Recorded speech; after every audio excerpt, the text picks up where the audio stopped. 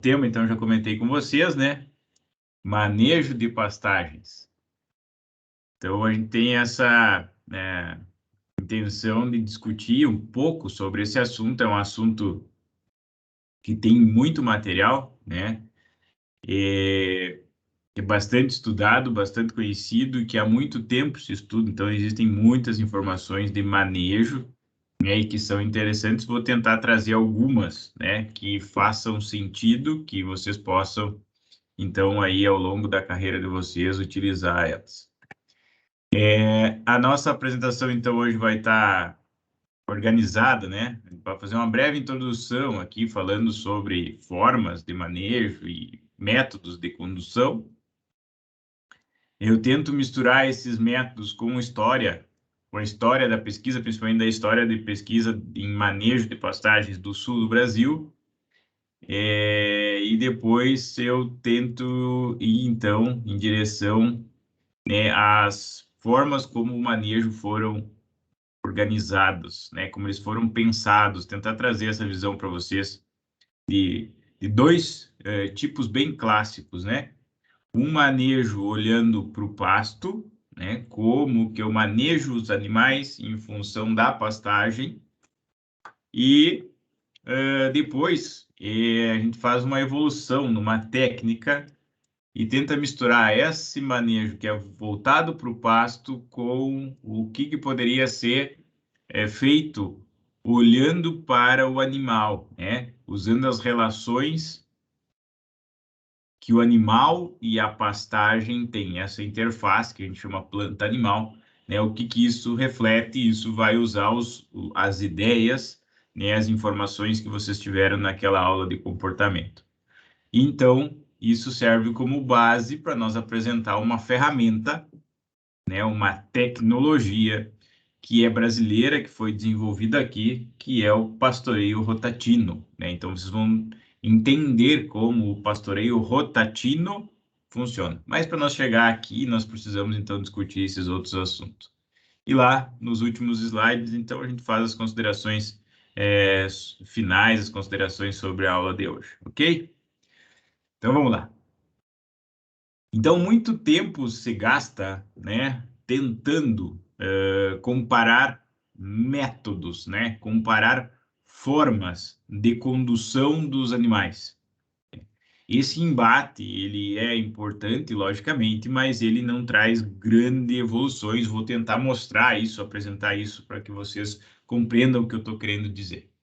Então, existe, assim, de maneira bem básica, pessoal, sendo bem direto ao ponto, duas formas principais de se manejar os animais em pastoreio. Primeiro, de forma contínua, certo? E a outra de forma rotativa. Então, as duas, elas são praticamente antagônicas, porque elas são distintas no modo de fazer. Bom, o que é o pastoreio contínuo? Né? O que a gente entende como pastoreio contínuo, pastoreio em lotação contínua, né? Quer dizer que aqui vocês têm a representação aqui dos animais, né? Que os animais permanecem sobre uma mesma área durante um período de tempo, né? Então, eles estão sempre usando esta mesma área que está delimitada aqui. Então, vocês podem ver que nesse local destinado para os animais pastejar, eles é quem administram o pastejo, né? Entendendo o pastejo como o evento de desfolha, né, de corte realizado pelo animal, esses animais eles podem escolher, então, aonde eles vão pastejar, onde eles vão executar, né, a remoção da biomassa das plantas. Ok. E o tempo de retorno a esses mesmos locais, ou seja, o tempo que ele pastejou hoje, quando que ele vai voltar, ele é determinado pelo número de animais que tem na área. Isso é importante, né? Quanto maior o número de animais, menor é o tempo de retorno. Quanto maior o número de animais, é uma tendência que eles retornem mais rapidamente, então, a pastejar no mesmo lugar. Mas mesmo assim, se for possibilitado, né, se houver massa, se houver forragem, é possibilitado que o animal tente, então, selecionar a sua dieta, que ele escolha dentro daquilo que está disponível, aquilo que ele preferir, né, consumir. Então, essas são as características, assim, bem principais, bem básicas, né, sobre o pastoreio contínuo. Então, vejam, animais sempre sobre a mesma área, eles mesmo que podem regular o seu processo de pastejo, de desfolhe. Já no rotativo, né, que seria distinto, vou trocar a cor da caneta aqui para ficar mais visível, vamos trabalhar com o vermelho. Essas áreas, elas são subdivididas. Então, a mesma área que o mesmo desenho, né? Ele está subdividido em quatro partes, que a gente chama de piquetes, né? E os animais pastejam uma faixa ou um piquete por vez. E a partir lá daquilo, a estratégia que for adotada, eles são trocados, né? Alterados de faixa ou de piquete. Bom, então, como característica, eles não permanecem sobre a mesma área, embora seja a mesma pastagem, né? A mesma área de pasto, eles são subdivididos em locais menores. O pastejo ele ainda é administrado pelo próprio animal, porém, né, ele tem essa limitação, que é significada pela subdivisão, né, representado pela subdivisão, e essa subdivisão é que determina, então, aonde o animal irá pastejar. É lógico que provavelmente a oportunidade dele de selecionar ela exista, mas ela seja, né, ela é bem menor em relação ao uso do pastoreio contínuo, né? E o tempo de retorno ao mesmo local, isso aí é discutível, mas o tempo de retorno ao mesmo local seria o tempo que leva, né, para ele retornar ao mesmo piquete. Vamos supor que esse aqui seja o piquete 1, né? Então ele vai, ficou 2 dias aqui, foi para o piquete 2, aí depois veio para o piquete 3, aí foi para o piquete 4. Aí o tempo de retorno ao mesmo local pastejado, ele depende desse intervalo de descanso, que seria o tempo entre a saída e o retorno desses animais ao mesmo piquete.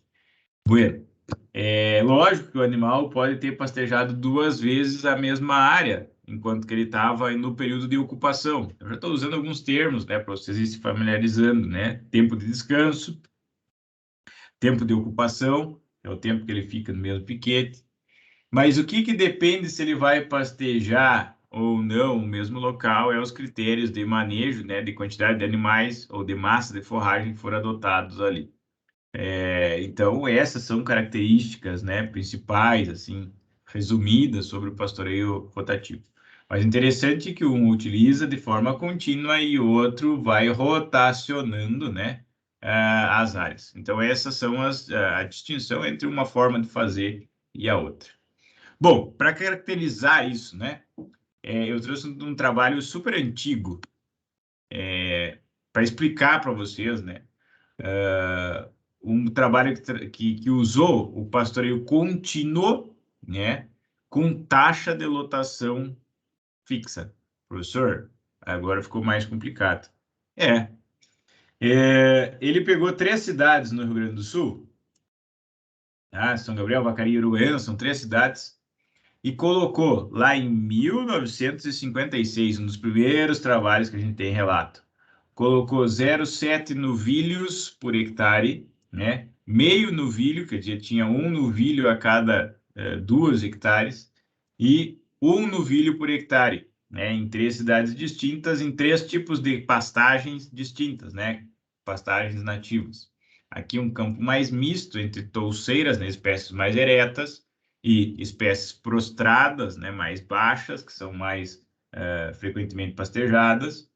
Um campo de altitude, a gente tem maior precipitação, mas porém tem maior período de frio, né? Uma ocorrência de geadas mais no cedo, e os campos que são chamados de campos finos, aqui nesse caso seriam campos que tem maior quantidade de espécies prostradas, né? De maior frequência de desfolha, e que a gente considera que eles são um pouco assim qualitativamente melhores em relação aos demais, por isso essa diferença entre, né, a quantidade de animais por hectare.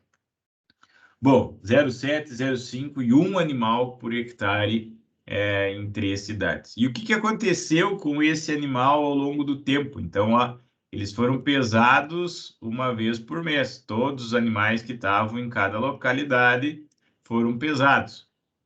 Ó, então, se mostrou que de setembro, estava ganhando aqui, ó, em torno de ganho, gramas por animal por dia. Estava ganhando em torno de 600 gramas por animal por dia, foi próximo a 1 quilo entre outubro e novembro, e a partir aí de dezembro, aqui em Vacaria se manteve tranquilo, em Uruguaiana e São Gabriel baixou um pouquinho, mas a partir de fevereiro, vamos dizer assim, começou então a declinar, a reduzir o ganho médio diário, o ganho de peso vivo por animal por dia. Isso quer dizer que existia um período, então, de ganho de peso e um período de perda de peso. Mas por que que isso acontece, né? Qual é a problemática? Por que que é isso? O que que explica esses resultados, né? Isso que nós deveríamos estar discutindo. Então, aqui, se eu tenho um período que tem maior temperatura, né, no ano, nós pensando aqui no nosso inverno no sul do Brasil, e aqui eu tenho menores temperaturas e ocorrência de geada, e essa vegetação é predominantemente C4, né, que são gramíneas que crescem durante o período quente do ano, normalmente aqui eu tenho maior produção de forragem. Então, é normal que os animais ganhem peso nesse período. Na medida que a temperatura vai baixando, né, a partir de fevereiro aqui, essas plantas elas vão diminuindo a sua taxa de produção, né, vai crescendo menos, até ocorrer a geada, quando, né, acaba tendo morte, senescência da parte aérea dessas plantas. Consequentemente, cresce menos, tem menos pasto e os animais passam mais fome e vão, né, perdendo peso nesse período.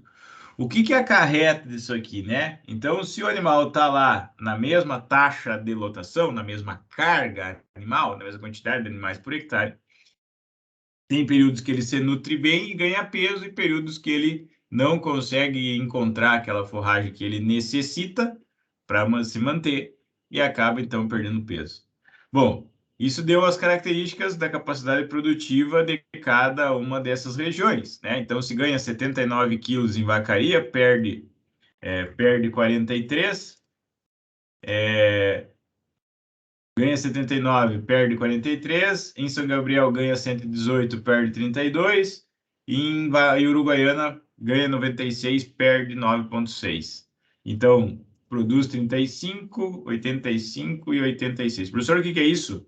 Isso é quando eu multiplico a quantidade de animais, né, que tem por hectare, quantidade de animais que tem por hectare vezes o ganho médio diário desses animais. E somo isso no período de dias que eles permaneceram, nesse caso aqui, 365 dias, né? Porque era o cálculo para um ano. Então, quando eu vou estimar o quanto uma hectare produz em carne, eu pego o ganho de peso de cada animal, vezes o número dos animais, vezes o número de dias que esses animais permaneceram nessa área. Quando foi feito isso, né, e diminuído o que ganha do que perde no período quente para o período frio, esse resultado vem desse gráfico aqui. A média entre as 3 localidades é 70 quilos de peso vivo por hectare ano. Então, isso aqui foi, né, nessa década aí de 50, 60, o determinante para dizer que a capacidade produtiva das pastagens naturais dos campos do sul do Brasil era em torno de 70 quilos de peso vivo por hectare. Vejam, né? Então, muito do conhecimento que nós usamos hoje, muita coisa ainda descende dessas estimativas, né? Ele tem uma certa dificuldade de estimar ou de conseguir entender que a pecuária produz ou produziria, né, mais peso por hectare, desde que eu conseguisse, então, ajustar a quantidade de animal que tem aqui, eu fosse diminuindo por hectare nesse período aqui para manter, né, a oferta de forragem. Bom, então o problema aqui era realmente a falta de ajuste. Então, eu estou fazendo pastoreio contínuo, sem ajuste de taxa de lotação. Mas, antes de eu entrar nessa discussão, vocês podem ver que numa revisão recente, né, Carvalho e colaboradores, eles discutiram sobre os métodos de pastoreio, né? Quando eu enfoco formas, né, depois do advento da cerca, das cercas, né, depois que foi utilizado as cercas, a divisão em um único piquete, né, e os múltiplos piquetes. Então, aqui eu posso ter, né, os rotativos e aqui os contínuos, divisões de área. Dentro dos métodos de pastoreio de piquete único, existe, então, sem pastoreio, pastoreio na estação, né, sazonal, e o pastoreio contínuo. Veja que existem diferentes métodos, né, dentro de um piquete só, mas o pastoreio contínuo é o principal representante desse grupo. Quando eu vou para o lado dos métodos com subdivisões de piquetes, né, então eu tenho como fazer com mais de um grupo, né? Aqui diz rebanho múltiplo, mas seria 2 grupos de animais ou 3 grupos, que nem na figurinha, ou aqui nesse caso, com apenas um grupo, né? Rebanho único. Então, os de rebanho múltiplo, eles chamaram atenção para esse método aqui, Merrill, né? E dos rebanhos únicos, né? Então, há pequenos períodos de pastejo, quando o período de ocupação é curto, e aqui grandes períodos de pastejo. E aí tem os que são dependentes da dinâmica da vegetação, no caso aqui, né? E os independentes da dinâmica da vegetação. Então, esse independente da dinâmica da vegetação, a gente vai chegar no pastoreio rotativo. Mas os dependentes, né? Tem o rest rotation, né? Santa Rita, rotação com diferimento. E dentro dos períodos pequenos, né? Então, existe o manejo holístico, o mob grazing, pastejo horário, pastejo em células. Professor, por que o senhor está mostrando todos esses métodos, né? Essas formas. Estou mostrando para vocês que existem infinitas formas de pastorear, de colocar o animal no pasto, desde formas com um único piquete, com vários piquetes, com um lote, com 2 lotes, né? E existe uma infinidade de autores ou de pessoas que propuseram, né, formas de fazer diferente. Então vejam aí no pastoreio com um piquete, né, no pastoreio múltiplo, de múltiplos piquetes, existe uma quantidade maior de métodos, e cada um deles, vocês podem ver aqui eles, né, o pastoreio sem controle, pastorealismo, pastoreio contínuo, pastoreio rotativo, pastoreio sazonal, pastoreio alternado, pastoreio horário. Cada um tem suas características, quanto à seleção de dietas, né, a eficiência de colheita, a eficiência de consumo por indivíduo e a eficiência de consumo por unidade de área. Professor, qual é a diferença entre colheita e consumo? Isso é legal, né? Se eu pensar em colheita, né, eu estou falando de todo o pasto que eu produzi, quanto que eu removi, né? Quanto que eu tirei da área. Isso é eficiência de colheita, ok? E a eficiência de consumo é de todo o pasto que eu produzi, quanto o animal, né? Pensando aqui, o animal conseguiu consumir. É diferente esses conceitos, né? A eficiência de colheita simplesmente tira, né? Tenta tirar da área o máximo daquilo produzido. E a eficiência de consumo tenta que o animal, né? O indivíduo, aqui, ó, tenha maior quantidade de pasto ingerida. Então, são focos, né? São objetivos distintos. É lógico que essa eficiência de consumo, dependendo do número de animais que tem, dá uma eficiência de consumo por unidade de área, chegaria mais próximo dessa eficiência de colheita, assim por diante.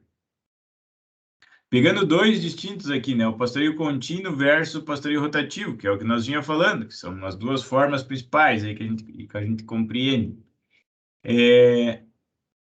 Pastoreio contínuo permite a seleção de dietas, né? Sim. Pastoreio rotativo, aqui está como não, né? Quer dizer que é menos. Pastoreio contínuo, ele permite eficiência de colheita, aqui caracterizado como não, o rotativo sim, mas o contínuo beneficia o consumo por indivíduo, e o rotativo não. E o consumo por área, ele tende a aumentar, né, no rotativo e diminuir, então, no contínuo. São características, né, dessas formas de fazer, e existem muitos, ó, Voisin, manejo holístico. Então, existem muitos métodos, é isso que eu queria trazer para vocês com esses slides aqui, demonstrar que existem vários métodos, né, de executar ou de levar os animais, de conduzir os animais dentro do pasto, tá? Mas o que realmente importa dessas metodologias não é qual é o método, tá? Então, fazendo uma crítica, assim, a essa discussão, não é o método que se eles vão estar rodando ou se eles vão estar em uma área. Não é isso que faz a área produzir, o pasto produzir ou o animal em si produzir naquela área. E sim uma relação de quanto de pasto tem, né, para quanto de animal tem. Essa relação é importante, né? Pois eu posso ter 3 animais por hectare ganhando 300 gramas, ok? Cada animal, porque tem menos pasto para cada um. Então, aqui vocês veem pelo desenho que eu tenho uma proporção de pasto para cada animal menor em relação a esse animal aqui, que tem mais pasto à sua disposição. E esse animal aqui pode estar ganhando próximo de 1 quilo de peso vivo.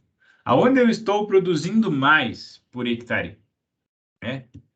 Se eu multiplicar 3 vezes o 300, eu estaria produzindo 0,9 quilos de peso vivo por hectare, pensando que esses 3 animais estão numa hectare por dia, certo? E aqui eu estaria produzindo 1 quilo por hectare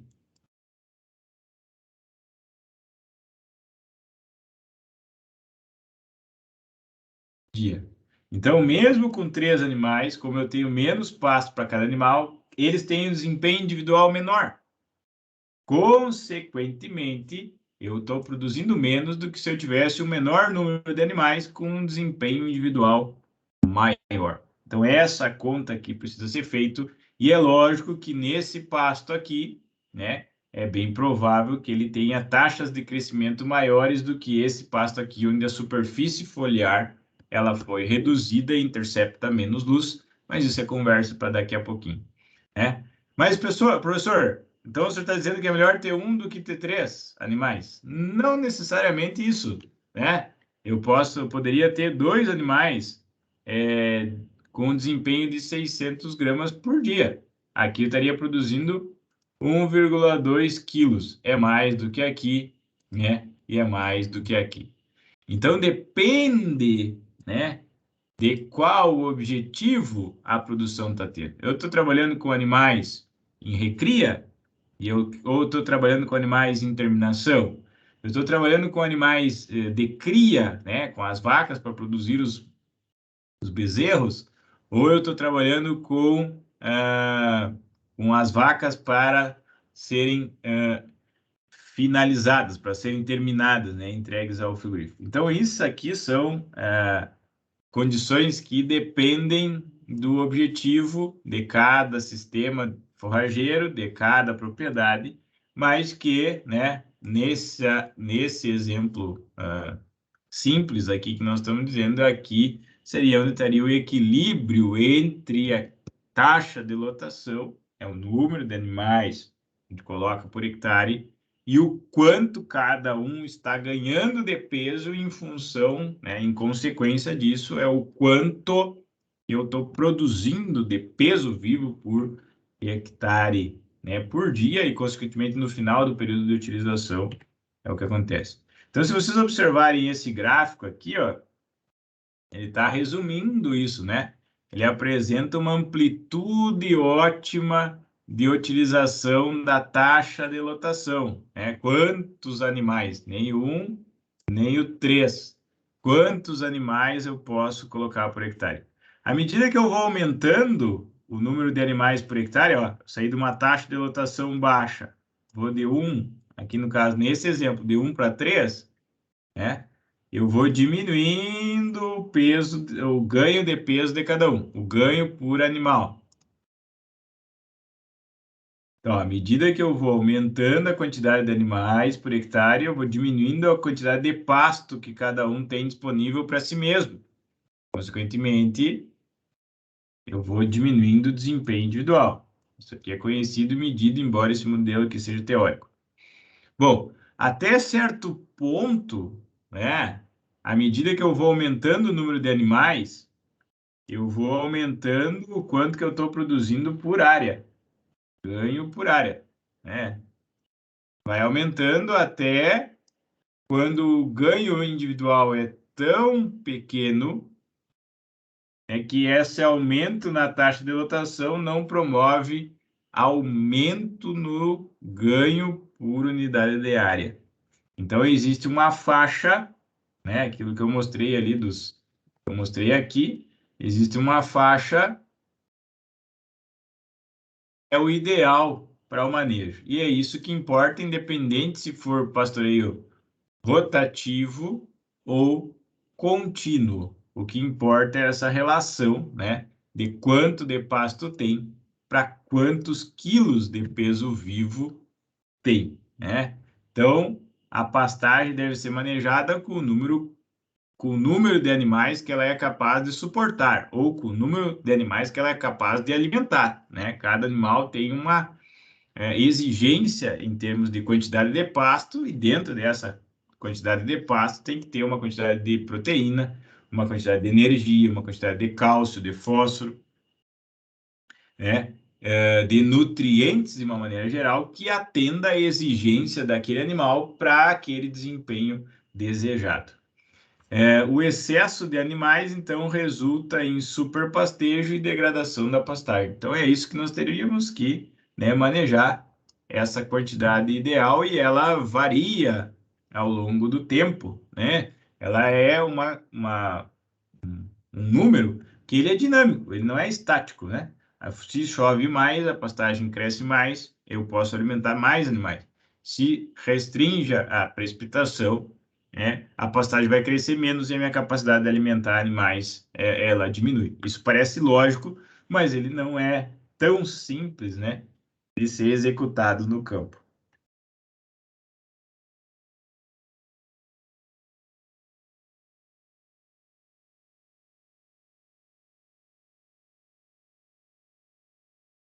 Perdão? Vamos seguindo aqui. Bom, então, independente da forma, independente do método, né? Tanto contínuo quanto o rotativo, o que tem que se ajustar, né? É a mudança na taxa de lotação. Então, eu tenho que promover alterações no meu planejamento forrageiro, que eu tenho, então, quando o pasto está crescendo mais, eu tenho maior taxa de lotação, na medida que esse pasto produziu menos, eu alterei, então, a minha taxa de lotação, a quantidade de animais que eu tenho por unidade de área. E isso pode ir mudando ao longo do tempo e eu garanto, né, que cada animal aqui vai encontrar forragem, vai encontrar alimento para ele expressar a sua capacidade de produção. Isso eu posso fazer de maneira contínua, que nem nesse exemplo, ou de maneira rotativa, que nem aqui. Eu altero, né, eu troco eles de piquete e eu alterei a quantidade de animais que tinha por hectare. E mesmo se essa área desse piquete aqui for menor, né, eu posso fazer isso. E isso pode seguir, não só diminuir, né, como pode também aumentar, aqui no caso de ter maior oferta de forragem. Então, esse conceito de ajustar, né, de ajustar a carga animal em função do quanto de pastagem tem, para nós aqui parece lógico, mas isso foi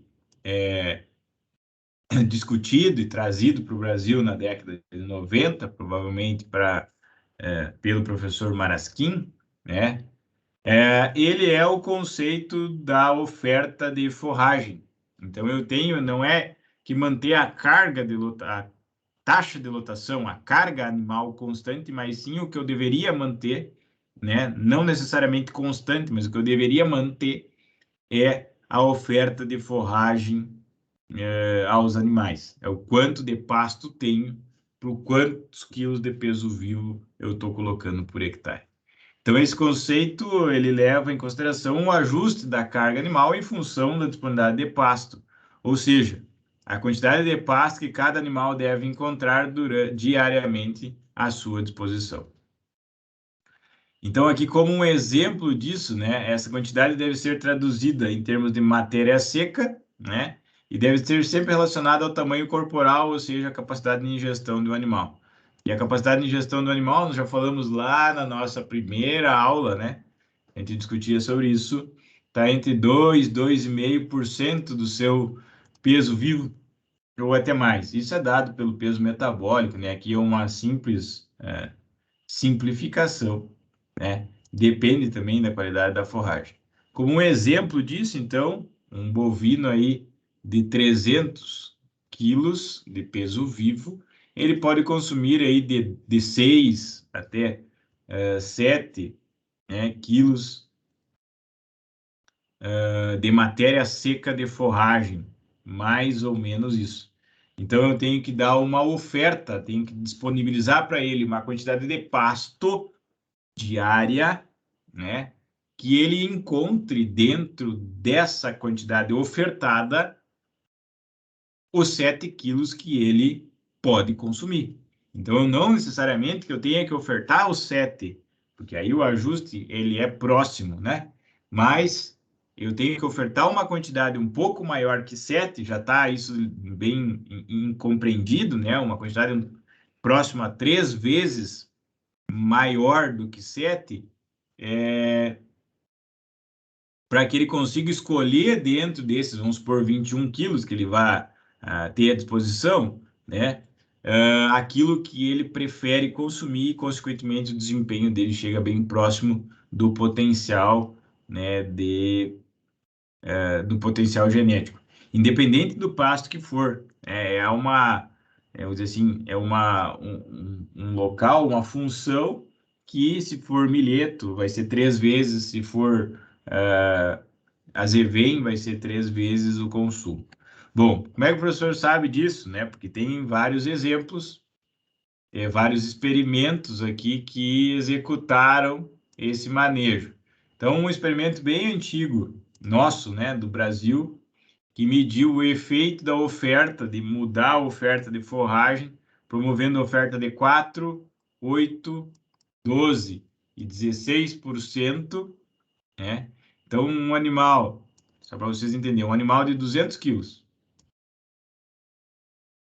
se ele está numa oferta de 4%, quer dizer que todo dia, quando ele acorda, né, ele vai encontrar 8, 8 aqui ficou ruim, A caneta não está me ajudando, tudo bem. Vai encontrar 8 quilos de peso, de massa.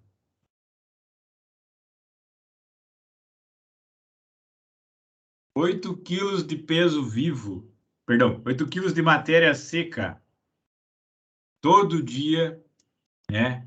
Que ele acordar e for pastejar, ele vai encontrar 8 quilos de matéria seca para, né, poder escolher aquilo que ele vai comer. Se ele consome 7, o de antes, aqui, era um animal de 300, né? Esse de 200, nós botar aqui, ele vai consumir em torno de 4, de 4 a 5, de 4 a 5 quilos. Então, ele tem que tirar 5 quilos dentro de 8. Se ele tiver numa oferta de 8%, 8 vezes 2, 16. Ele vai encontrar 16 quilos de matéria seca durante o dia. Ele tem disponível, ele tem ofertado, né, 16 quilos. E ele vai consumir os mesmos 6. Então, ele pode escolher dentro de 16 aonde ele vai ingerir 6 quilos. Se for 12, né, vai ter 24. Se for 16, mais ainda. Veja, então isso é oferta, é o quanto que o animal vai ter, né, garantido a partir do meu ajuste de quantidade de animal, né, por quantidade de massa de forragem.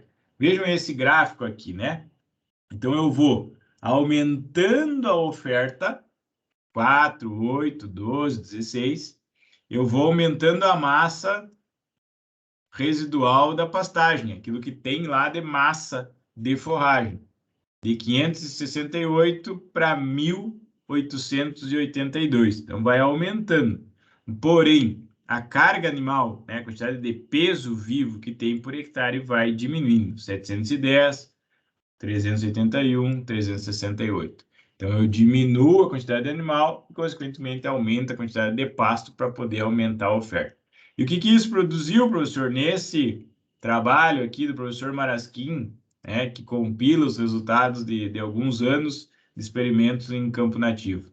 Ó, quando eu mantenho a oferta entre 11% e 13%, é onde eu tenho o melhor desempenho, que seja aqui, ó, um ganho médio diário de mais de meio quilo por animal por dia, né? E um ganho por hectare de mais de 140 quilos de peso vivo por hectare ano, né? Professor, mas quanto dizia que produzia no outro trabalho lá, lembram? Produzia 70 quilos. Agora só se ajustou a oferta, se manteve a oferta entre 12 e 13, aqui pelas curvas, né? Num experimento que testou 4 distintas ofertas, já aumentou, praticamente dobrou a capacidade produtiva do mesmo substrato campo nativo, sem botar mais adubo, sem gastar em nada mais que seja outro insumo, só manejando direito eu passo de 70 para 140. Então, simplesmente dobrou o potencial produtivo desse ecossistema natural, né, em função de um melhor manejo, ajustando a oferta. O professor Aníbal, aqui, ó, quando estava provavelmente no mestrado dele, ele testou essas ofertas de forragem 4, 6, 8 e 10 em milheto, né? Então, aqui de novo, né, só para vocês poder associar, né? Um animal de 200 quilos numa oferta de 4%, né? Quer dizer que ele tinha disponível 8 quilos de matéria seca todo dia, quando ele ia pastejar, quando o animal vai pastejar, ele tem 8 quilos disponíveis, se ele tem 200 quilos. Isso quer dizer que tem 4 quilos de matéria seca ofertada para cada 100 quilos que está na pastagem, né? Quando ele está na oferta de 8, ele tinha, em vez de ter aqueles 8 quilos de matéria seca, ele tinha 16 quilos. Na oferta de 10, né, ele tinha em torno de 20 quilos de matéria seca se o animal tem 200 quilos. Então, eu tenho 10 quilos para cada 100 quilos de peso vivo. Se o animal tem 200, né, ele teria 20 quilos. Então, se ele consome 6 quilos de matéria seca, se ele tem a capacidade de ingerir 6 quilos, ele pode escolher, né, dentro dos 20, retirar 6. Vejo.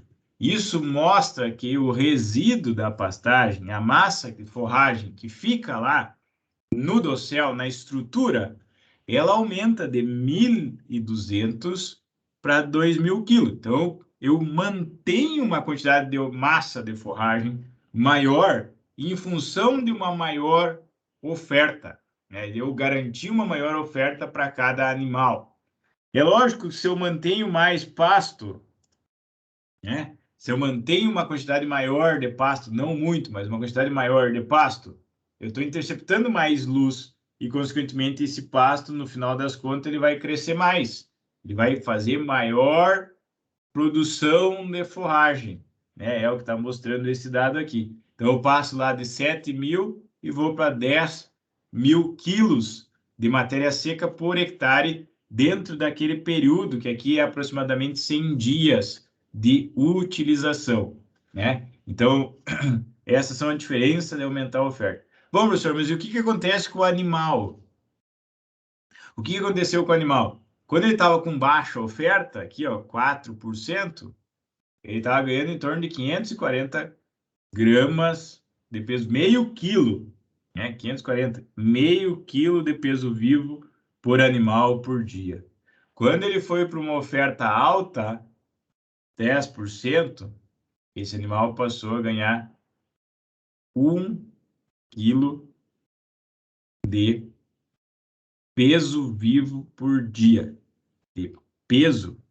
O desempenho dele dobrou, né? Simplesmente de manter a oferta 4 para 10, dobrou. Consequentemente, aqui tinham 5,3 animais novilhos, né?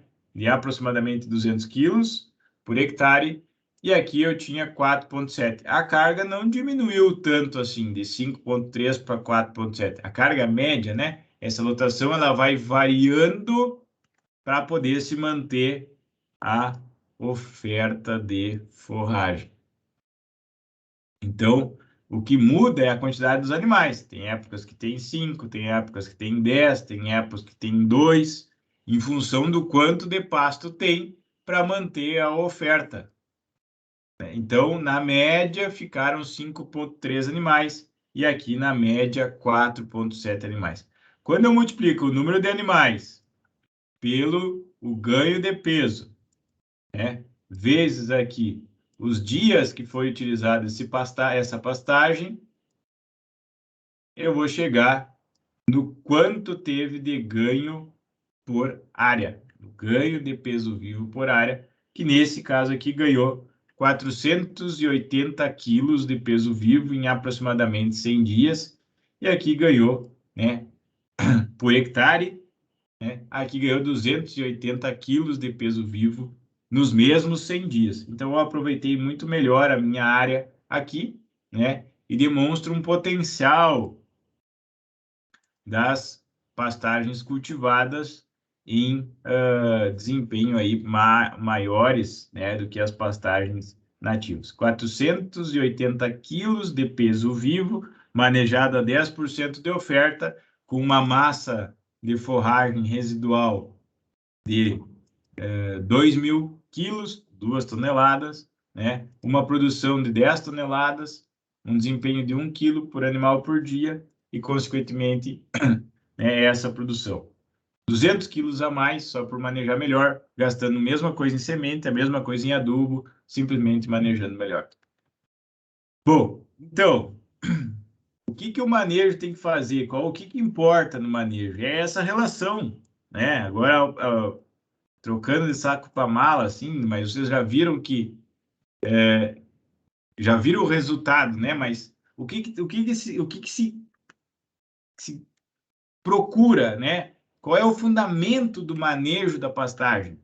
É basicamente atuar como uma interceptação de luz, né? Eu quero interceptar, receber, armazenar, transformar essa energia que ela chega em grande quantidade, né? Em torno aí de 72 megajoules, 72 mil megajoules, né?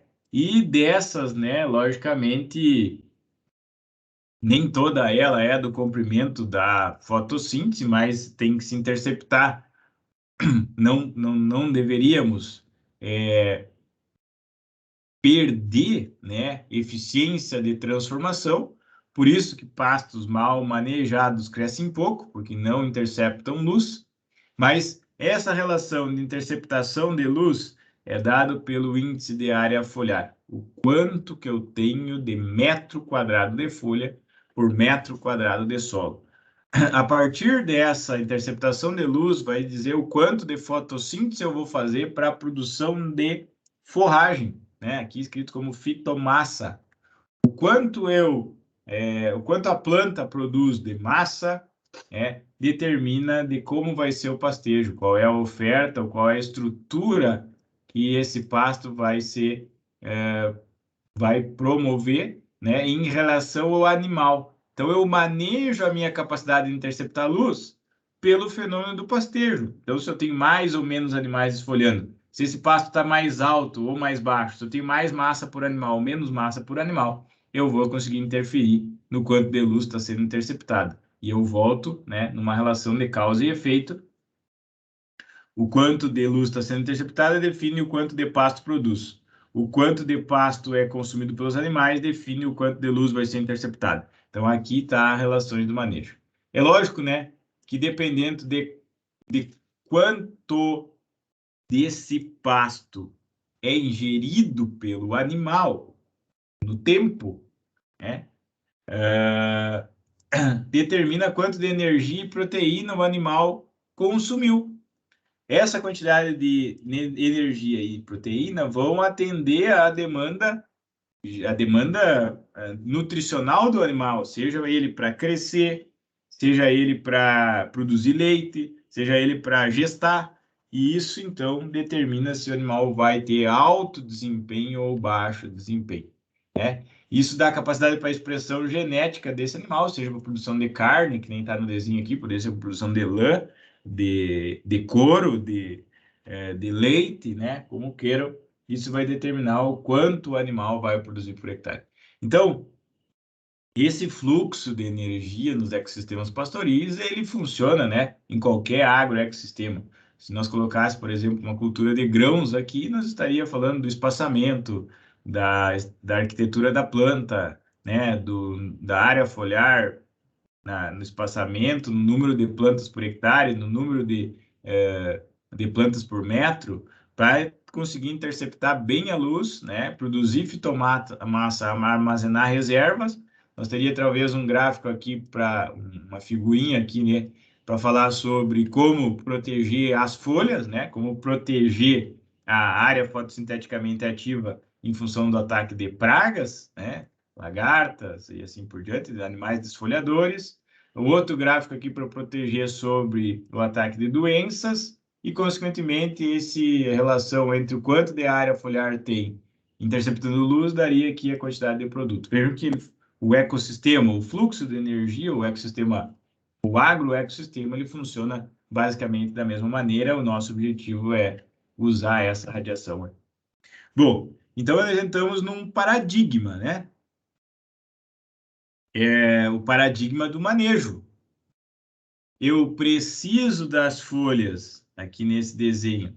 Eu preciso das folhas, e o animal se alimenta basicamente de folhas, né? Se for oportunizado ele escolher, ele vai escolher as folhas. Eu preciso dessas folhas para alimentar os animais. E eu preciso dessas folhas, né? Também para fazer a fotossíntese. Então, é um paradigma do manejo, né? Produzir folha para alimentar o animal, produzir folha para interceptar a luz. Então, esse paradigma, ele é bastante estudado na literatura, né? Tem vários autores, vários cientistas que pesquisaram como, de que maneira, aonde eu devo pastejar, até onde eu devo ir com o pastejo, E é sobre isso que nós vamos estar falando agora, nos próximos slides, um pouquinho, né, para que nós compreenda essas relações. Então, saindo desse gráfico aqui, que ele é um pouco, assim, sem vida, né, são linhas, que eu tenho a taxa de crescimento, que eu tenho biomassa acumulada, que eu tenho... Vamos para um gráfico que tem um desenho que eu acho que vai ficar mais tranquilo de nós discutir.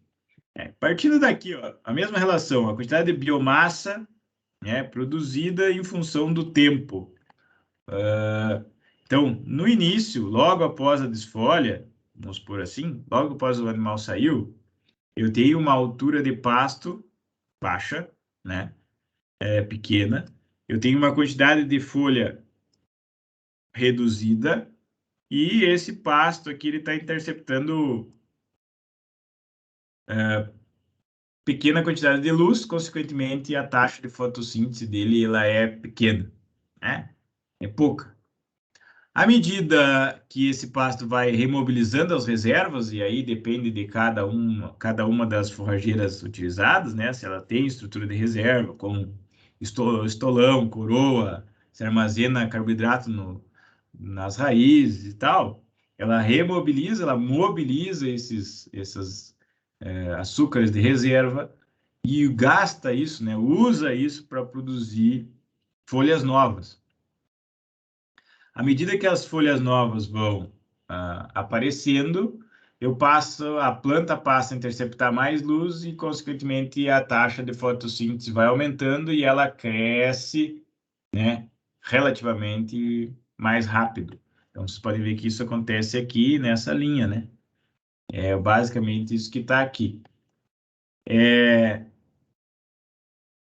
Então, existe um ponto aqui, né, nessa curva, onde, em função dessa interceptação de luz, tem uma aceleração, um aumento aqui, ó, da taxa de crescimento líquido do pasto. Professor, o senhor está dificultando a nossa compreensão. Então, aqui, ó, quando eu pegar essa zona aqui, entre esses dois riscos, a quantidade de pasto que está surgindo, ela é menor daquela que está, ela é maior, perdão, daquela que está em senescência. Consequentemente, a taxa de acúmulo líquido, a quantidade de pasto que eu estou acumulando, de pasto verde, ela é maior nesse ponto aqui em relação a um ponto, vou botar um ponto B aqui e um ponto A aqui. Tá, professor, mas é só isso? O que mais? Né? Então, se nós tracejar uma outra linha aqui, ó. Ops, deixa eu desenhar mais certinho.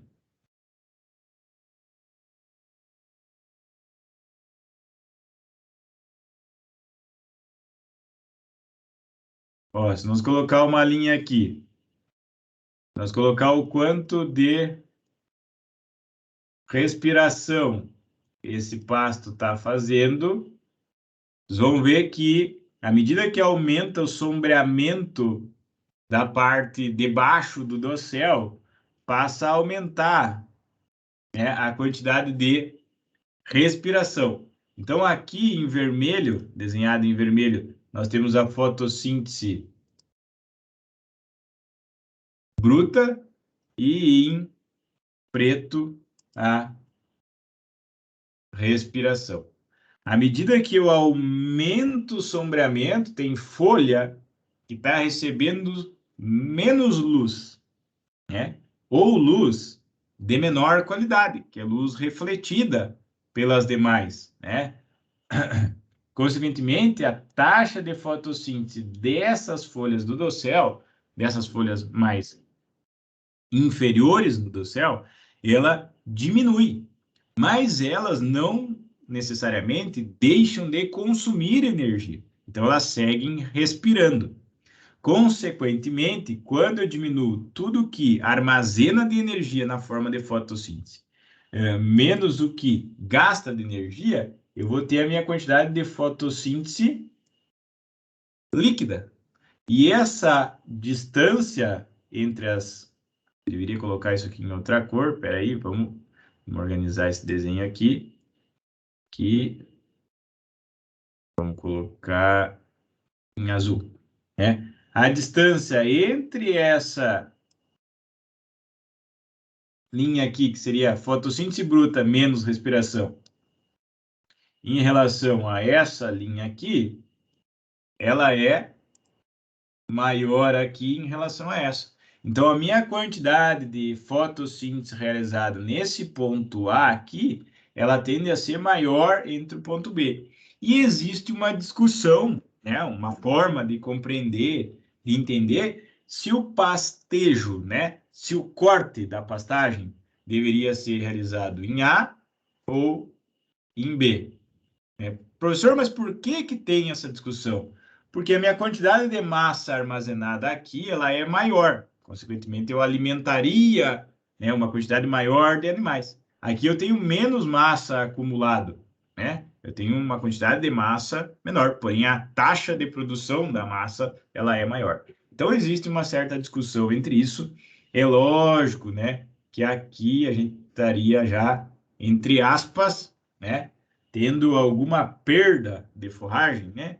Não é necessariamente uma perda, porque essa senescência do pasto, ela serve, né, para ciclagem de nutrientes ao longo uh, do ecossistema aqui, né? Importante para alimentar também os micro-organismos, né?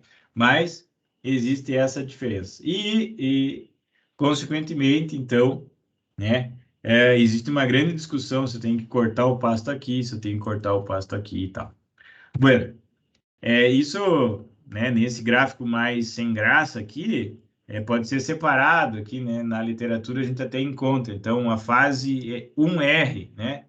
É onde se está mobilizando reservas. Então, por isso, R, né? R de mobilização de reservas. Ah, se eu fico levando o pasto toda hora para cá, toda hora para cá, toda hora para cá, e eu não tenho acúmulo de reservas, né? Toda hora que está sendo pastejado, ele vem para cá, ele acaba que vai ao longo do tempo e ele pode ser substituído. Ele acaba, né, morrendo, perdendo a capacidade produtiva dela por esgotamento dessas reservas. Então, o manejo também deveria cuidar disso. E a fase que é chamada de 2F, que é a fase, né, de crescimento acentuado da fotossíntese, e é no final dessa fase que a gente acredita que estaria a faixa de entrada, ou a faixa onde deveria ser realizada a desfolha, antes que tenha um aumento, né, demasiado da senescência, e essa fase 3S seria, então, a fase com maior quantidade de senescência, onde, entre aspas, né, nós teríamos uma perda, né, da estrutura e da qualidade desse pasto como consequência. Ok? Então, existe uma zona, pessoal. Estou explicando tudo isso para existir uma zona, aqui uma faixa, né? Que é aonde, se eu conseguir manter o meu manejo mais próximo dessa faixa, mais pasto eu vou produzir. E, por consequência dessa maior produção de pasto, maior seria a minha produção animal. Então, isso é dado pela taxa de fotossíntese líquida, que é a diferença entre a fotossíntese bruta e a respiração. Também é entendido que nessa zona ótima, o que é ótimo, né, do ponto de vista de produção de biomassa aérea, também é ótimo para a produção de biomassa de raiz, né? Então, isso seria importante. Bom, esse local aqui, ele já foi, entre aspas, definido por vários modelos, mas um dos modelos de uma base conceitual mais sólidas, né? Que é a zona de máxima taxa de produção de tecidos, né? Ou de fotossíntese líquida total, é quando o pasto intercepta 95% da radiação que chega. Então, seria com um índice de interceptação luminosa de 95%. Professor, mas não é 100%, porque não é mais. É porque quando maior o índice, maior vai ser o sombreamento, então começa os processos de senescência. Então, 95%, né, o professor Sila, ele tem vários trabalhos demonstrando que nessa interceptação de luz, ou nessa massa de forragem que intercepta essa quantidade de luz, nessa altura de pasto que intercepta essa quantidade de luz, é onde o pasto tem a maior taxa de produção. Então, aqueles manejadores que forem mais eficazes, né, em deixar esse pasto próximo dos 95, professor, o que o senhor está querendo dizer? Maior tempo do período de utilização do pasto, ele ficar mais próximo dos 95, é lógico que ele está em 95, ele é desfolhado, ele sai do 95, ele diminui, né? Mas então, quanto mais próximo nós deixar, mais pasto nós vamos produzir e provavelmente mais produção animal vai ser retirada dessa área. Bom, ao longo então dos ciclos do pasto vai fazendo isso, né? Ele aumenta a massa de forragem desfolhada, aumenta a massa de forragem vai desfolhada, aumenta a massa de forragem vai desfolhada. Então existem alguns parâmetros que a gente pode usar, né, para determinar esses intervalos entre desfolha. Se for no caso do pastoreio rotativo, eu expliquei para vocês lá no início, mas no caso do pastoreio contínuo, esses ciclos também ocorrem, esses ciclos de cresce, desfolha, porém esse intervalo entre uma desfolha e outra é dado pela quantidade de animais que tem por hectare. Então, essas alturas aí são recomendadas, né, 95 de interceptação luminosa, para maximizar o ritmo, né, de acúmulo de forragem e, consequentemente, a colheita de forragem pelo animal nos 95% de interceptação de luz. Olhando isso, né, de dentro do dossel, vejam aqui, ó, uma interceptação de 80% a 85% e uma interceptação de 95% do que chega. Olha a diferença, né, da quantidade de radiação que nós estamos enxergando aqui para cá. Então, a gente está como se tivesse uma visão, né, colocasse a câmera dentro de distintas alturas do dossel. Aqui uma altura menor, né, e aqui uma altura um pouco maior. E vocês podem ver que a gente está aproveitando melhor a radiação nesse caso. Então, já mostrei esse desenho para vocês, ó. Quando eu chego aqui no caso do azevém, num índice de área foliar de 5, eu tenho 5 metros quadrados de folha para cada metro quadrado de solo. É diferente de eu chegar num azevém que tem 1 metro quadrado de folha para cada metro quadrado de solo. Né? Isso é azevém a 5 centímetros e azevém a 15 centímetros. Esses dados são do autor Pontes e seus colaboradores. Então, a 15 centímetros de altura, a taxa de crescimento, a produção de massa que essa pastagem está promovendo é de 97 quilos de matéria seca por hectare dia, enquanto que a 5 centímetros essa pastagem está promovendo, né, um aumento da massa de 68 quilos de matéria seca por hectare dia. Então, só de eu aumentar de 5 para 15, eu estou produzindo praticamente 30 quilos de massa a mais por manter o manejo numa altura melhor. Bom, professor, mas o senhor mostrou isso aqui do ponto de vista do pasto, né? Ó, manejo voltado para o pasto. Então, vamos trocar um pouco o foco. Nós estávamos voltando o manejo para o pasto e vamos pegar o que os estudos mais atuais têm, né, demonstrado, têm nos apresentado, voltando o manejo para o animal. Então, eu tenho um manejo da pastagem com foco no pasto e eu posso ter o manejo da pastagem voltando às tomadas de decisões, né, para como o animal enxerga essa estrutura aqui.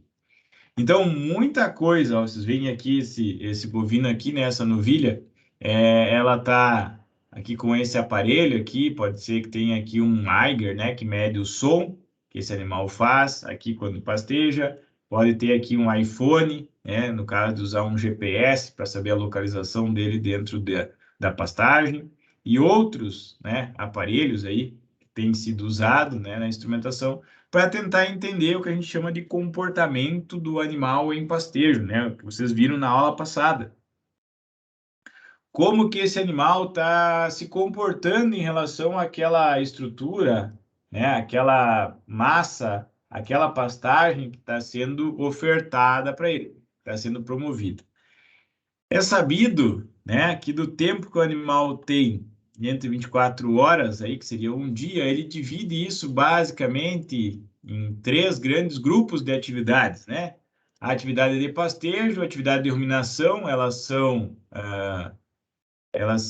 antagônicas, né? Quanto maior o pastejo, menor a ruminação, quanto maior a ruminação, menor o pastejo, e outras atividades aí que não são essas duas, que seria interação social, tomar água, outras atividades aqui colocadas num grupo assim. Bom, pastejo é o tempo que o animal gasta tanto para selecionar, né, em procura da dieta, quanto para fazer a apreensão, para consumir. Normalmente, aí, esse tempo vai de 6 a 12 horas. 6 nas melhores condições, né? Quando ele está conseguindo encontrar uma boa estrutura, né? Coletando forragem de uma maneira rápida, né? Então ele come por um tempo menor. E ele pode estender aí até 12, talvez até um pouco mais, quando ele tem maior dificuldade de encontrar essa essa forragem, de ingerir isso em maior velocidade, né? E a ruminação é o tempo que o animal é identificado por meio de não estar pastejando, mas está realizando aquela atividade de mastigação, né? De degradação do bolo ruminal, que ele retorna, né? Ele regurgita, ele volta lá do rumen em direção à boca, e o animal fica embebendo aquilo com saliva, né? Produzindo saliva e reduzindo o tamanho dessas partículas através da mastigação, até que o animal acaba deglutindo, né? Acaba engolindo novamente para o rumen e mandando isso para ser, então, degradado pelas bactérias ruminais. Bom, então esses dois processos aqui são os dois processos básicos, né? E olha aqui nesse exemplo da Nadiege, aqui, ó, a Nadiege Frel, né? Uma aluna, onde nós tivemos uma aula prática, a gente conseguiu medir ou pesar, né? Quanto essa vaquinha deveria ter disponível, né, em termos de massa,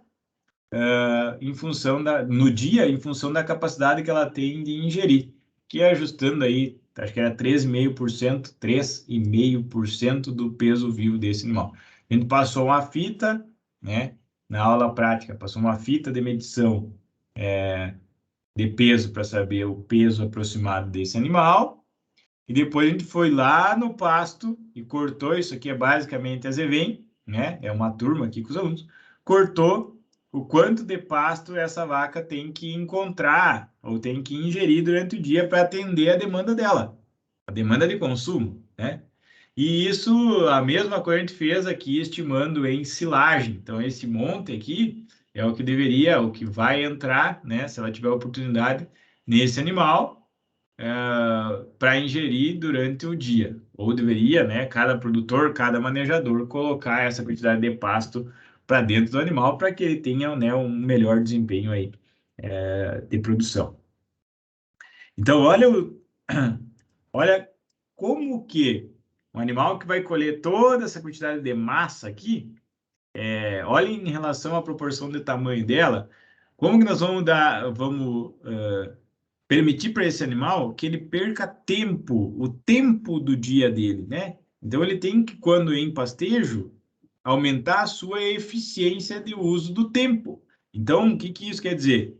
No tempo que o animal está pastando, ele tem que pastar com alta velocidade de ingestão de massa, para que no final do dia ele consiga atender essa demanda de consumo, tá? É, Só contando uma historinha rápida para vocês, o animal ele sempre foi uma presa, né, na natureza. A Daniela explicou isso na aula dela. Ele sempre foi uma presa, ele sempre teve um comportamento de tentar fugir dos predadores. Então, a forma, já que ele não é um animal de alta velocidade de corrida, né, que tem uma destreza em função de ter esse rumen aqui, ele acaba se tornando um animal lento.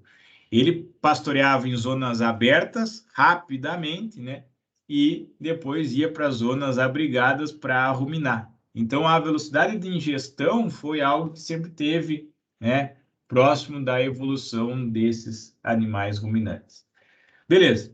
Então, cada bocado que o animal faz na pastagem, ele começa a ganhar importância, porque nós, como temos que colocar essa quantidade de pasto dentro do animal, cada movimento que ele faz lá, né, aqui representado por esse cilindro, cada bocado, cada desfolha que o animal faz, passa a ganhar maior importância por nós, né, entendedores, ou pelo menos que tentam compreender o manejo, que o animal não pode perder tempo, não pode se dar o luxo de fazer bocados de baixa massa, né? Então, aqui relacionado com o que esses autores promoveram, esse bocado é a menor unidade do pastejo, né? É o átomo, é aquela menor unidade e é a soma de cada bocado que ao longo do dia vai dar o quanto de pasto esse animal ingeriu, né? Então, o animal tem aí uma forma de explorar aquele sítio alimentar, aquela zona aonde ele parou sem mover as mãos, né, as patas da frente, ele tem uma zona, um semicírculo aqui, e aonde ele pode escolher, ou ele vai, né, tentar escolher aquilo que ele vai consumir, em termos de forragem, em termos de altura do pasto. Esse semicírculo está dentro de um outro círculo maior, que seria os sítios de pastejo. Então, os sítios de pastejo os locais aonde são formados por várias estações alimentares, vários semicírculos desses soltos aqui dentro desse ciclo de pastejo. Então, nessas zonas, quando o animal está aqui com as mãos travadas, paradas, ele não pode se dar o luxo de estar colhendo forragem de baixa massa. Observem esse vídeo aqui e me digam se vocês vão conseguir. Perdão.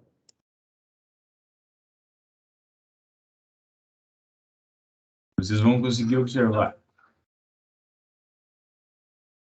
Isso é uma vaca, né, que saiu da ordenha, que está encontrando uma estrutura de pasto favorável ao consumo. Ó, ela vai e vem, né, no quadrinho,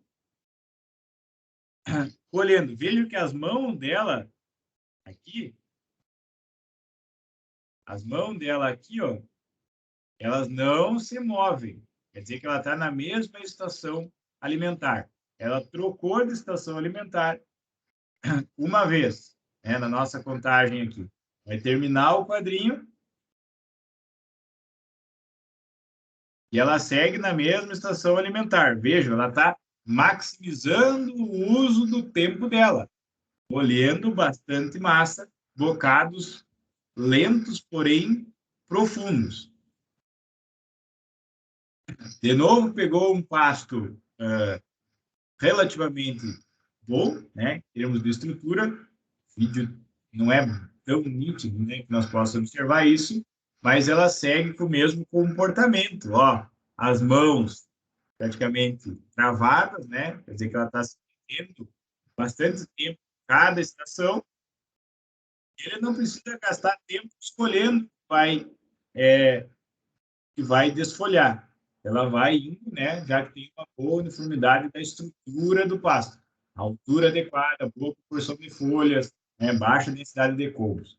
Bom, agora pegou o pasto de estágio reprodutivo. Ó, bastante colmos. Veja, ela bateu, trocou, já trocou de estação de novo, mais um reprodutivo. Ó, olha o tempo que ela fica em cada estação. É bem menor, ela vai trocando as mãos, já trocou de novo. Pulou. Deixou o pasto para trás, né? Perdeu o tempo consumindo pouco, tanto o pasto para o lado de fora ali. Estrutura boa novamente. Olha o que acontece com ela. Travou as mãos, né? Ninguém está ali dizendo para a vaca, faz isso, faz aquilo, permanece, aproveita, sobe. né? É o instinto, né? Que ela tem aí os seus anos de evolução e ela evoluiu como um animal pastador. Consequentemente, ela consegue, quando oportunizado, aumentar a eficiência de uso do seu tempo em função do seu consumo. Ok? Conseguiram visualizar aí?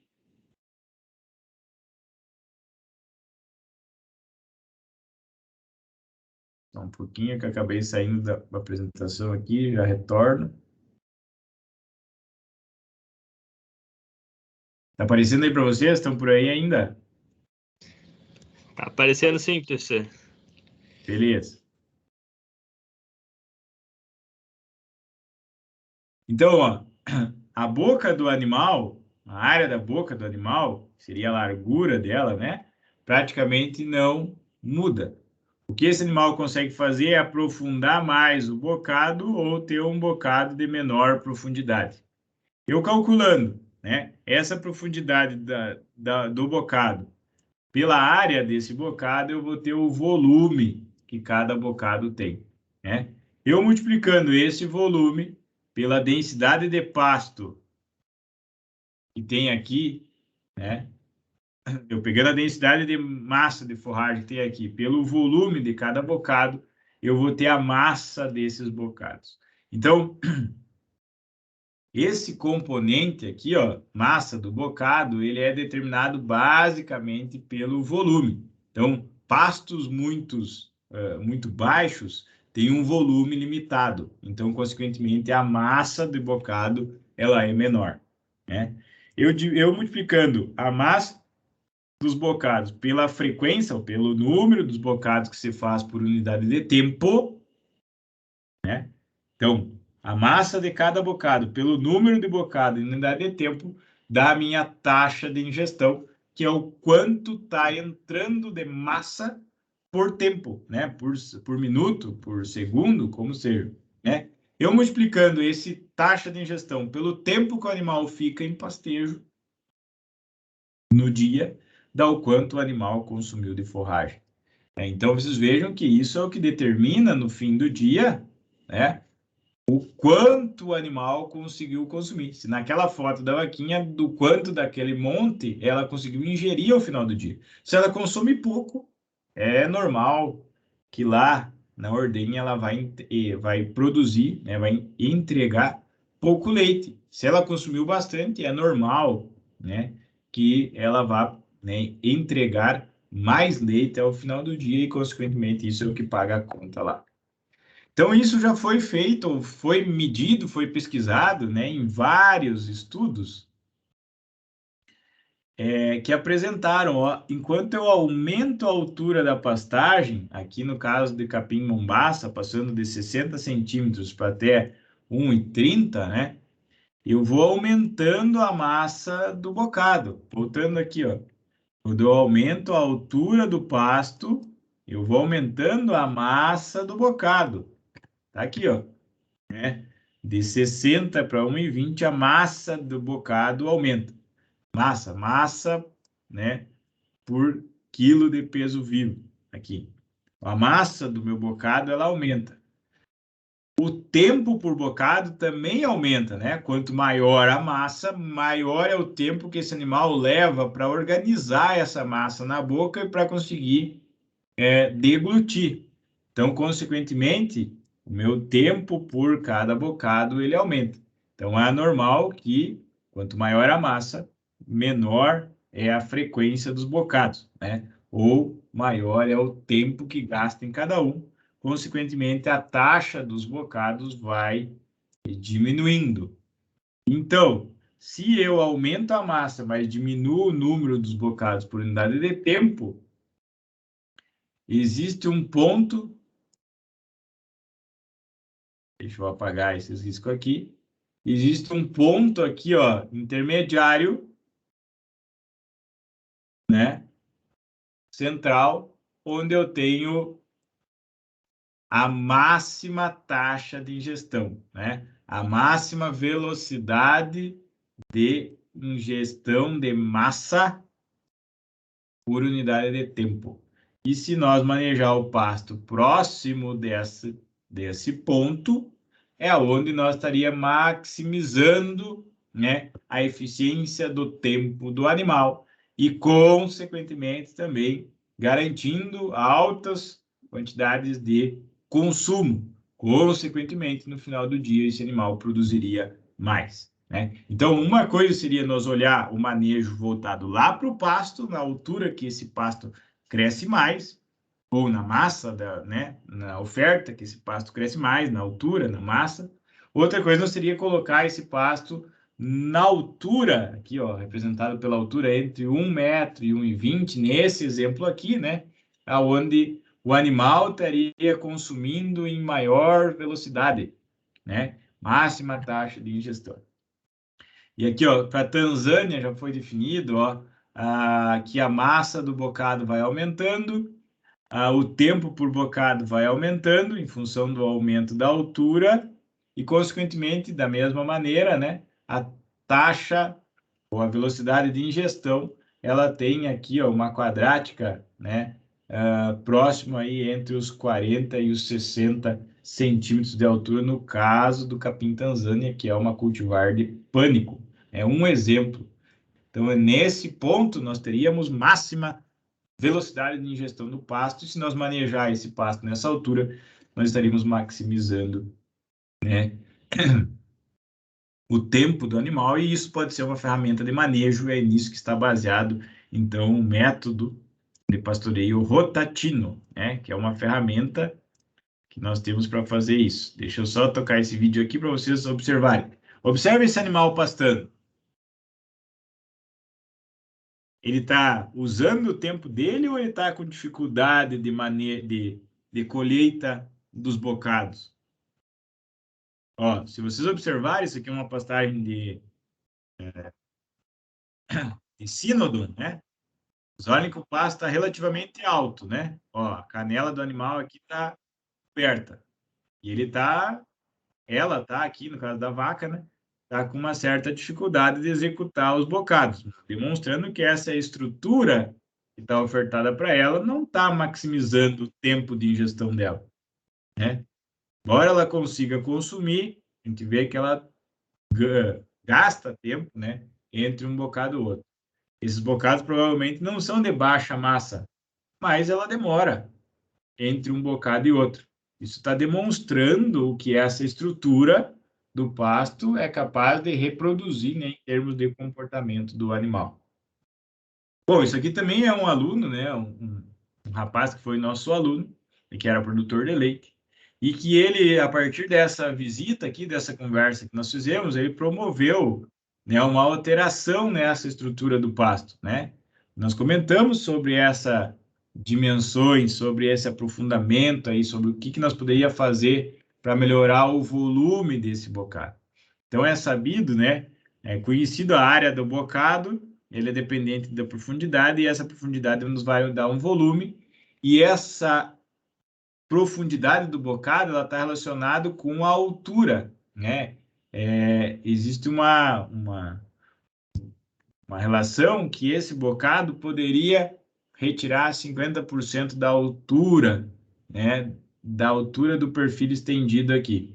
Então, essa diferença entre a altura inicial e média dessa unidade. Então, aqui um perfil que não foi desfolhado e um perfil que foi desfolhado. Se eu tenho aqui 20 centímetros de altura, né, e o bocado remove 50%, quer dizer que esse bocado teve uma profundidade de 10 centímetros, removeu 10 centímetros da altura do pasto, né? Se sobraram 10 centímetros, já que tinha 20, e o animal vai pastar novamente essa estrutura, ele vai remover agora 5 centímetros de profundidade, porque essa estrutura aqui só tem 10 centímetros e ele remove 50% dela. Então, vejo que tem uma redução da eficiência ao momento que o animal vai repastando, né, os mesmos locais. Ó, 50 centímetros de altura, removeu 50% de 50, quer dizer que removeu 25.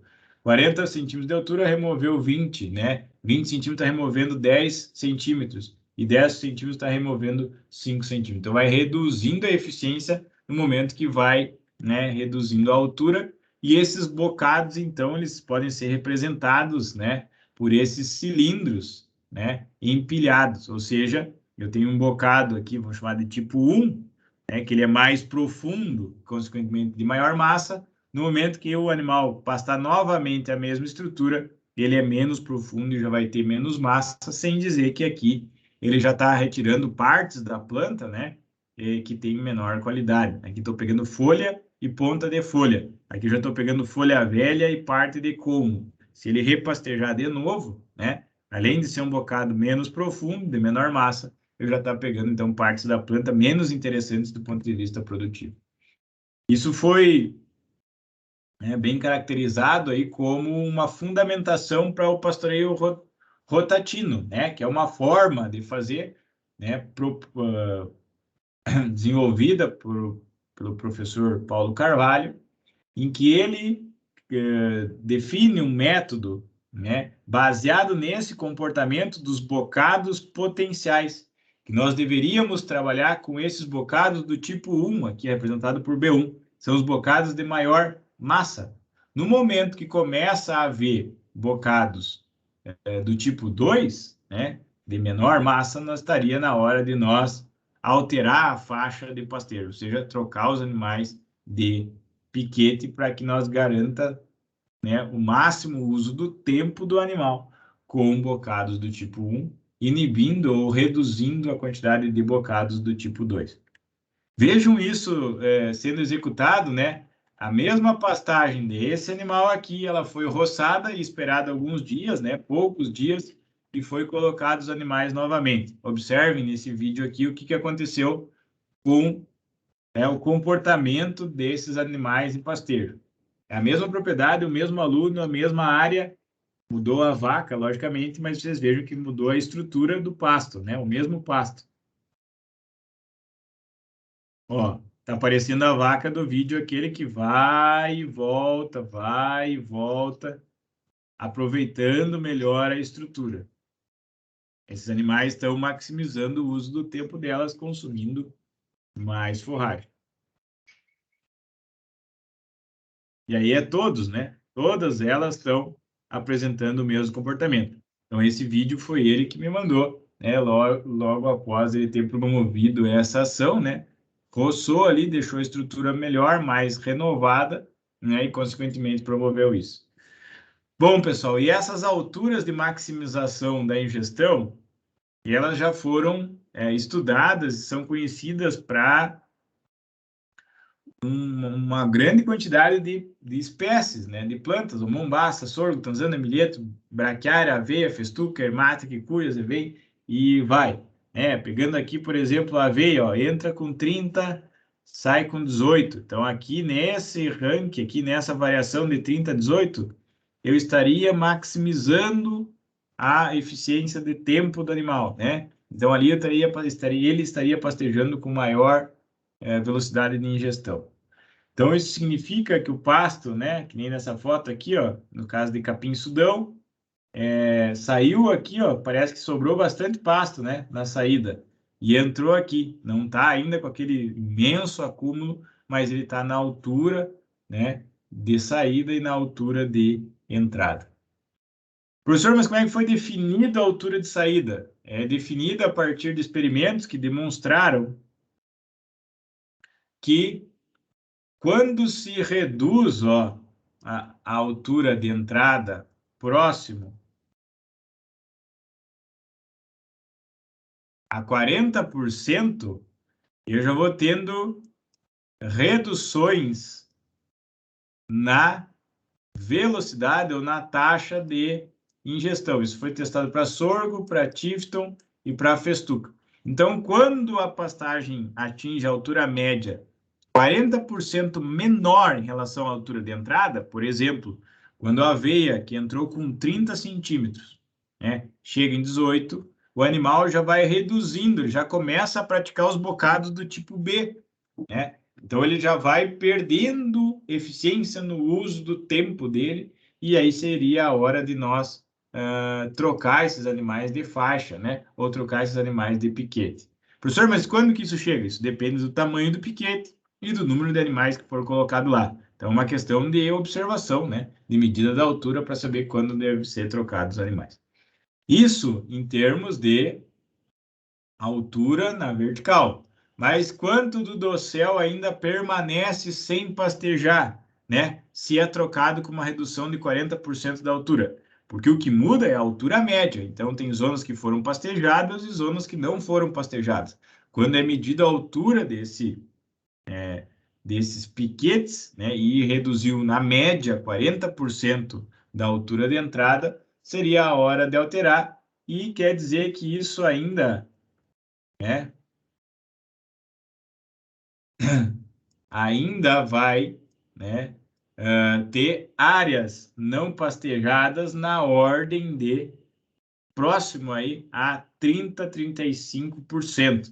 Então, quando passa das áreas pastejadas, né, essas zonas aqui pastejadas forem inferior a 30%, quer dizer que já começa a ter redução na taxa de ingestão. Professor, então, ainda daquilo que foi produzido, ó, essas zonas aqui não tocadas, elas vão representar 30%. Isso mesmo. Se eu vou tentando atingir esses locais não pastejados, eu deprimo o consumo por maior, né, maior procura de locais que nem esses aqui, que estão marcados aqui, zonas mais pastejadas, e, consequentemente, redução da profundidade dos bocados e redução da velocidade de ingestão. Então, quando 40% da altura de entrada, na média, é reduzida e 30% das estruturas ainda permanecem não pastejadas, seria a hora de substituir esses animais para outro piquete.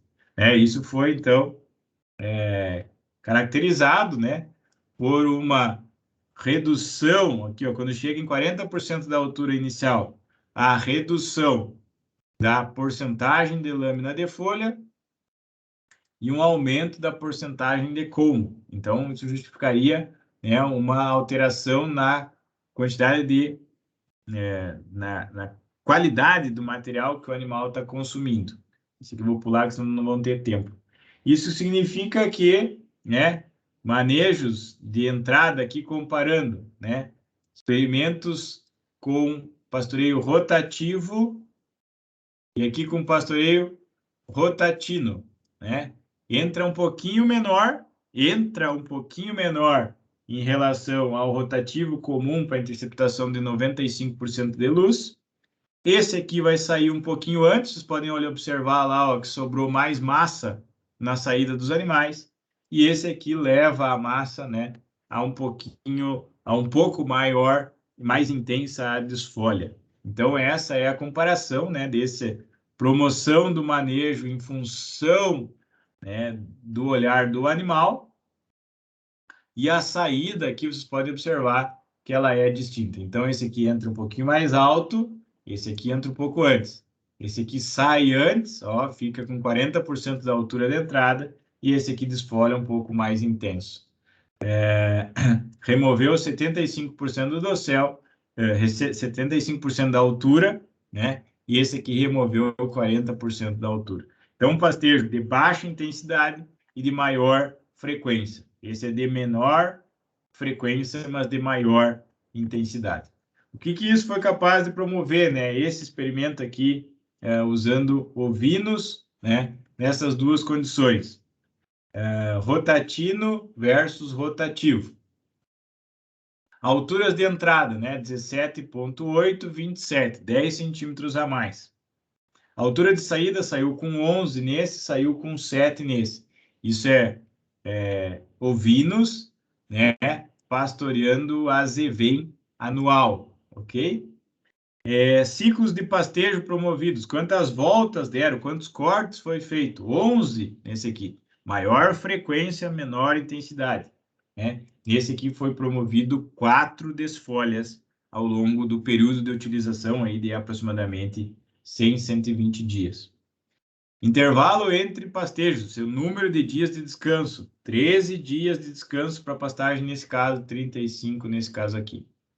Massa né, de forragem no pré-pastejo, 1.800, 2.700. Tinha menos massa, tinha mais massa. Sobrou mais massa, sobrou uma quantidade praticamente igual a esse aqui de massa, porém numa estrutura diferente. Quanto de luz interceptava nessa primeira condição? 91%, né? Então, para ficar perto aqui da máxima velocidade de ingestão, que é os 18 centímetros em azevém, intercepta 91% de luz. E esse aqui interceptava 95%. Quanto que interceptava de luz na saída? 77%. E esse aqui, 63%. Taxa de acúmulo de forragem cresceu 56 quilos de matéria seca por hectare por dia. É o quanto cresceu aqui. E aqui, na média, cresceu 32 quilos. Ó, praticamente mais de 20 quilos a mais, né? Mantendo o pasto mais alto na saída. Quanto que produziu de forragem? 9 versus 6,8 toneladas por hectare. Então, quase aqui, né, 2.200 quilos a mais, né, em função de manejar dessa forma. O que tem de diferente, então, é que no rotativo tradicional, né, usando esses critérios que nós falamos até agora, eu acumulo pasto e promovo uma desfolha intensa, isso leva tempo de novo para acumular, eu promovo outra desfolha intensa e assim de novo outra desfolha intensa. Então, eu vou fazer 3, 4 ciclos de cortes, né, pastejos, dentro do ciclo de uma cultura anual, por exemplo. Enquanto que nessa forma proposta visando o animal, visando a velocidade de ingestão, né, eu vou acumular o pasto, desfolhar até 40% da altura de entrada, vou respeitar, vou treinar o animal, vou esperar de novo voltar à altura, vou de novo, vou de novo. Então, é menos intenso a desfolha, é menor, mas ela é mais frequente, né? Menos intensa, mas ela é mais frequente. Consequentemente, eu faço mais ciclos de pastejo ao longo do ciclo da cultura e isso faz com que o pasto fique mais tempo, ou mais período de tempo próximo de maior interceptação de luz. Embora esse aqui entre com 95% de luz, na saída ele diminui mais a interceptação e esse aqui diminui menos. Então eu fico mais tempo interceptando mais luz, consequentemente eu produzo mais pasto. Vejam, era voltado para o animal, mas o reflexo apareceu na pastagem. Vamos pular esse aqui por causa do nosso tempo, né? O que tem que fazer, então, é medir a altura, né? Já que está traduzido em altura, nós temos que entender, saber a altura e conseguir medir ela, né? Veja um experimento aqui em sorgo, né? Entrando com 50 e entrando com 80. Então, esse aqui entrava na altura de máxima velocidade de ingestão, 50 centímetros, e esse outro tratamento entrava na altura de 80 centímetros, que seria interceptação de 95% de luz, né? Esse aqui saía com 30 centímetros, muito próximo daquela foto que eu mostrei para vocês antes, e esse aqui levava até uma altura de manejo aí pós-pastejo de 20 centímetros, uma desfolha um pouco mais intensa. O que isso produziu? Ciclos de pastejo com esse pastoreio rotatinos 15, com o tradicional 3, período de descanso 5 dias em sorgo, 31 dias, massa de lâminas foliar 1.500, 1.900, saída ainda ficava 1.000 quilos de folha, que nós já tinha 800 quilos, diminuía, né? O acúmulo de forragem foi 100 quilos, nesse caso aqui 50 quilos, praticamente dobrou o acúmulo por ter 200 quilos de folha a mais. Produziu 9.500 quilos, aqui produziu 5.603. E os animais praticamente desempenhavam um pouquinho melhor, 800 versus 700, em torno de 100 gramas a mais. A produção de peso vivo por hectare, ela foi bastante similar, até sendo maior aqui no Rotatino, em função da maior taxa de lotação, porque tinha 1.800 quilos e aqui 1.487 quilos de peso vivo. Bom, isso aqui são os dados de pesquisa. Agora eu vou mostrar para vocês um exemplo de uma família, no município de Cristal do Sul, no interior do Rio Grande do Sul, família Kowalski, que usou essa metodologia, aprendeu a usar essa técnica e usa isso, né, para manejar os seus animais. Ela tem uma área própria de 12 hectares, alugado, né, arrendado, mais 20 hectares, totalizando 32,5 hectares, uma área de produção de leite. Ali está o seu Eliseu, manejando as vacas. O filho do seu Eliseu, o Emerson, né, foi meu aluno também. A gente teve a oportunidade de conhecê-los, de visitá-los e de aprender com eles de como, né, se manejam os animais.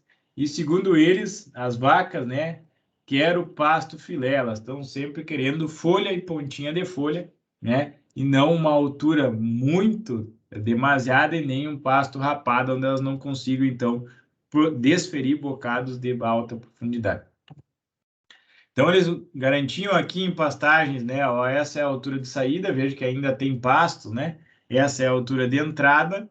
Eles definiram as alturas que eles queriam da entrada e da saída dos animais e mais ou menos o tempo de retorno que eles iriam utilizar para isso. Dividiram a propriedade, então, em áreas, né, área 1, 2 e 3, organizaram aqui um planejamento forrageiro, né, como que seria, né, utilizado as áreas, ó, capim-sudão, papuã, tifton no verão, azevém, trigo de pastejo e aveia no inverno, onde vai ser milho silagem, e isso representou, né, que antes deles usarem essa técnica, cada piquete tinha em torno, cada hectare, perdão, tinha em torno de 14 piquetes. Tá? Então, tinha várias subdivisões dentro da mesma hectare. Após esse projeto, cada hectare passou a ter 1,3 piquetes. Nas pastagens de verão, antes deles usar essa técnica, eles faziam 3 pastejos, 3 cortes, né? Passaram a fazer 16 pastejos. Antes se dava em torno de 20 dias, 17 dias de descanso para as pastagens de verão. Passaram a dar 6 dias de descanso. No inverno, era pior, né? Fazia 2 cortes nas pastagens de inverno, por exemplo, aveia e azevém. Né? E esperava 20 dias para retornar. Passaram a fazer 14 pastejos, né? Com 8 dias de descanso. Então, é muito mais frequente e muito menos intenso. Então, aqui, ó, a quantidade de silagem reduziu, a quantidade de ração por vaca, eles aumentaram um pouco, porque agora passou a valer a pena, né, dar concentrado para os animais, já que elas produziam mais leite. Porém, o teor de proteína desse concentrado reduziu, né, 28%. O consumo de ração, ele aumenta e o consumo de silagem, ele diminui. E o que isso ocasionou, né? 2013, quando iniciou o projeto, eles passaram de 76 mil litros para, em 2016, 184 mil litros de leites por ano, né? Entregue por ano. Tinha uma meta de chegar aí a 250 mil litros. Eles entregavam, então, 6.300 litros, passaram a entregar 15 mil litros de leite, né? Ou seja, produzia 6 mil litros de leite por hectare ano, passaram a produzir 11 mil litros de leite por hectare ano. É sair de uma média de 8 litros por vaca dia para chegar a 19 litros de leite por vaca dia.